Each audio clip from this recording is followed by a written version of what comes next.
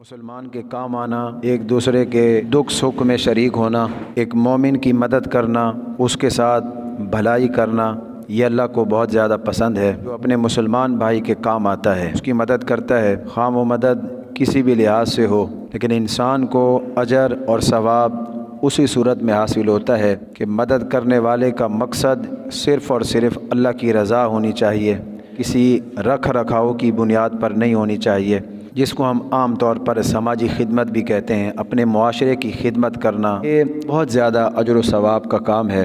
اللہ رب العزت نے ہمیں ایک ضابطہ حیات دیا ہے، اس میں اللہ رب العزت نے جہاں ہمیں انفرادی طور پر آداب سکھائے، وہیں اللہ رب العزت نے ہمیں اجتماعی زندگی کا گر بھی سکھایا۔ جہاں اللہ رب العزت نے ہمیں اپنی ذات کے ساتھ تعلق کا طریقہ بتایا، وہیں اللہ رب العزت نے ہمیں عوام کے ساتھ، اپنے ارد گرد کے لوگوں کے ساتھ میل جول رکھنے کا طریقہ بھی بتایا کہ اسلام ایک کامل ضابطہ حیات ہے، ایک مکمل دین ہے۔ اسلام میں دین بھی موجود ہے اور اسلام میں دنیا بھی موجود ہے، اور جو دنیا اسلام میں ہے حقیقتاً وہ دین ہے۔ اسلام میں تمام شعبہ جات کی تبلیغ موجود ہے۔ ہمارا دین سماج، سوسائٹی اور اجتماعی زندگی سے بالکل نظریں نہیں چراتا، بلکہ دین جہاں پر ایک فرد کی طرف توجہ دلاتا ہے، وہیں پر دین اسلام اجتماعی زندگی پر بھی بھرپور توجہ دلاتا ہے۔ سماجی خدمت کے حوالے سے بھی دین اسلام بھرپور توجہ دلاتا ہے۔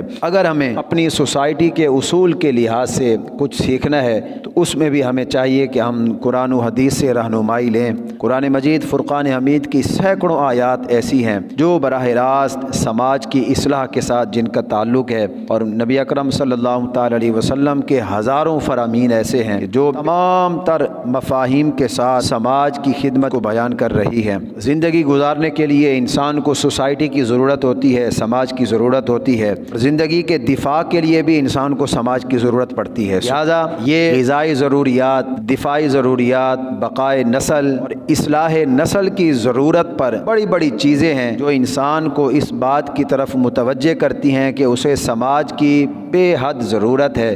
اگر سوسائٹی صحت مند ہے، اگر سماج معاشرہ صحت مند ہے، ٹھیک ہے، تو تمام معاملات ٹھیک ہوں گے۔ اور اگر انسان جس سوسائٹی میں رہتا ہے، جس سماج میں رہتا ہے، جس معاشرے میں رہتا ہے، اگر وہ معاشرہ ٹھیک نہیں ہے، وہ صحت مند نہیں ہے، تو پھر انسان کا کوئی مسئلہ بھی ٹھیک نہیں ہوگا۔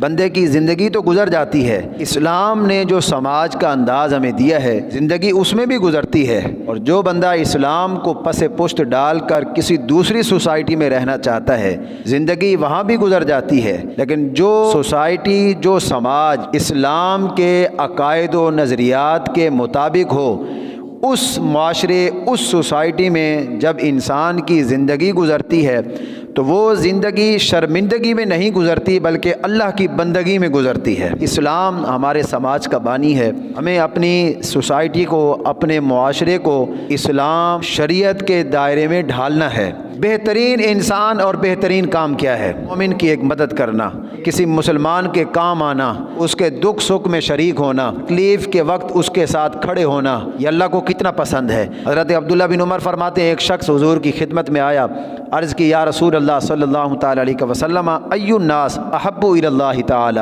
یا رسول اللہ صلی اللہ تعالی علیہ وسلم، اللہ کے نزدیک سب سے پیارا بندہ کون ہے؟ اللہ کے نزدیک سب سے زیادہ برگزیدہ کون ہے؟ تو میرے کریم آقا علیہ الصلوۃ والسلام نے ارشاد فرمایا، احب الناس الی اللہ انفعہم للناس۔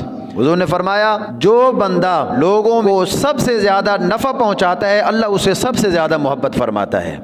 شخص نے عرض کی، یا رسول اللہ، یہ ارشاد فرمائیے، ای الاعمال احب الی اللہ، اعمال میں اللہ کو کون سا عمل سب سے زیادہ پسند ہے؟ تو نبی اکرم صلی اللہ تعالی علیہ وسلم نے ارشاد فرمایا، احب الاعمال الی اللہ سرور تدخلہ علی مسلم۔ یہ حضور کا فرمان، یہ دین اسلام۔ میرے کریم آقا علیہ الصلوۃ والسلام نے ارشاد فرمایا، اللہ کے نزدیک سب سے پسندیدہ عمل یہ ہے کہ تم کسی مسلمان کے دل کو خوش کر دو۔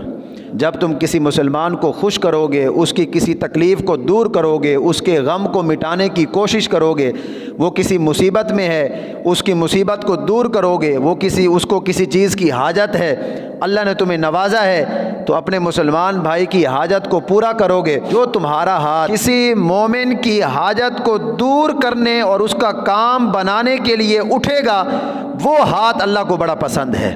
وہ تمہارا قدم جو کسی مومن کی حاجت کو دور کرنے کے لیے اس کے ساتھ چلے گا، اس کے ساتھ چلنے کے لیے تم جو قدم اٹھاؤ گے، وہ قدم اللہ کو بڑے پسند ہیں۔ پھر میرے کریم آقا علیہ الصلوۃ والسلام نے اپنی عملی زندگی کا ایک فعل جو ہے وہ حضور نے پیش فرمایا۔ حضور نے فرمایا اگر میرے پاس کوئی میرا صحابی آ جاتا ہے اور مجھ سے آ کر کہتا ہے کہ یا رسول اللہ میرا یہ کام بگڑ گیا ہے، آپ تشریف لے آئیں گے تو میرا کام ٹھیک ہو جائے گا۔ حضور نے فرمایا میں اس کے ساتھ چل پڑتا ہوں اس کا کام ٹھیک کرنے کے لیے۔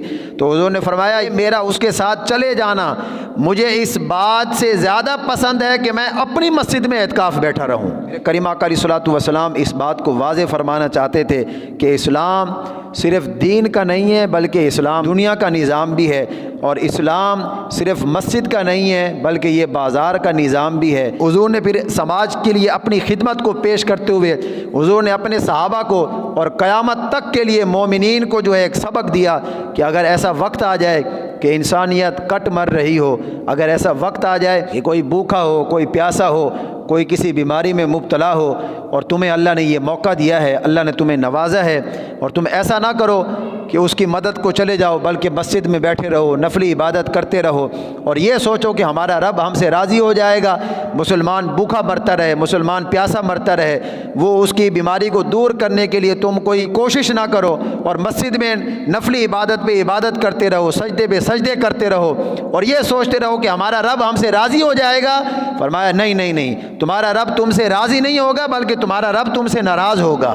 اگر کوئی انسان ایک دوسرے کے دکھ سکھ میں شریک ہونا اور ایک دوسرے کے کام کاج میں کسی کے ساتھ تعاون کرنا، یہ اگر اس نیت سے ہے کہ جس دین کا میں ماننے والا ہوں وہ دین ہمیں اس بات کا حکم دیتا ہے، اس دین نے ہماری یہ ڈیوٹی لگائی ہے کہ ہم ایک دوسرے کے کام آئیں، ایک دوسرے کے دکھ سکھ میں شریک ہوں، اگر اس نیت سے ہم ایک دوسرے کا ساتھ دیتے ہیں، اس نیت سے نہیں میں اگر آج کام کروں گا تو کل مجھے کوئی ووٹ دے دے گا، میں اگر آج کسی کا کوئی کام کروں گا تو کل میں سوشل ورکر کے نام پر جانا جاؤں گا، میں اگر کوئی کام کروں گا تو میری تشہیر ہو جائے گی، اس نیت سے نہیں بلکہ محض اس لیے کہ میرے رب کا یہ حکم ہے، اور میرے رب نے جو دین مجھے دیا ہے اس دین نے میری یہ ڈیوٹی لگائی ہے، حیثیت مسلمان ہو کر دوسرے لوگوں کے کام آؤں۔ تو میرے کریم آقا علیہ الصلوۃ والسلام نے ارشاد فرمایا کہ جب تم ایسی زندگی گزارو گے تو اللہ تمہیں ہر سانس پر اجر عظیم عطا فرمائے گا، ہر سانس پر تمہیں اللہ بے پناہ اجر عطا فرمائے گا۔